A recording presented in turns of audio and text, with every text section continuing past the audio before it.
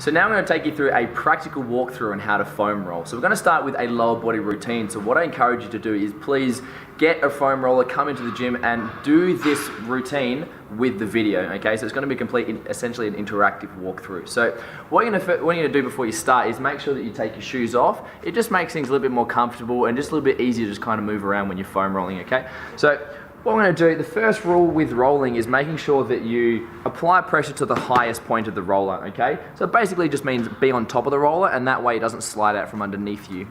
The second rule is going to be 3 points of contact. So when Cal sets up into the starting position, you'll notice that he's going to start on his forearms and he's going to kick his supporting leg out at 90 degrees. So these three limbs become his supporting limbs and then it allows this leg to be nice and relaxed, which is the leg that he's going to mobilize.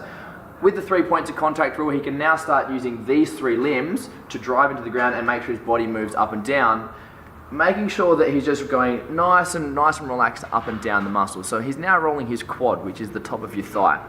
From this position, I'm going to get Cal to go onto his palms of his hands, nice and upright. Then he's going to get up on this foot as well. And what that does, that turns the hip out slightly. So now he's essentially rolling the outer edge of his quad now. Same thing.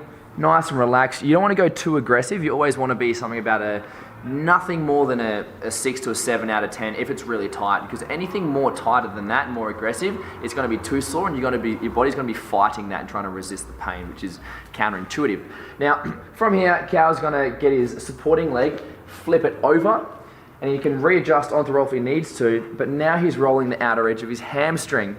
As he rolls up and down, when he's ready, he can put both of his hands flat, and now he can roll the base of his hamstrings as well.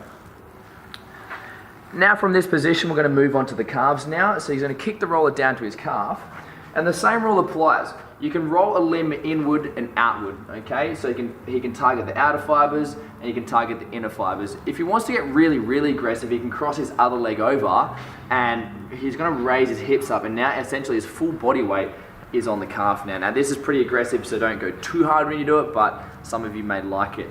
Now from here, we're going to take the roller down to the glute now, which is the butt. Because we sit on our asses all day, the glutes don't really respond well to foam rolling, so what we have to do instead is he's going to cross this leg over and making sure that he brings his chest nice and close to his knee to make sure the glute is on a stretch. When a muscle's on a stretch, it really exposes the fibers more and makes it more effective when you're rolling, okay? So now he's rolling his glute. Now the last bit of the legs that we haven't rolled is just the inner thigh, which we call our adductors. So what Cal's going to do now, he's going to get back into the original starting position. But instead of putting the roller on his quad, he's actually going to turn it 90 degrees, and now he can roll it sideways, rolling through his adductors or his groin. So that's basically foam rolling 101. That's a lower body routine, and now we're going to jump over to an upper body routine.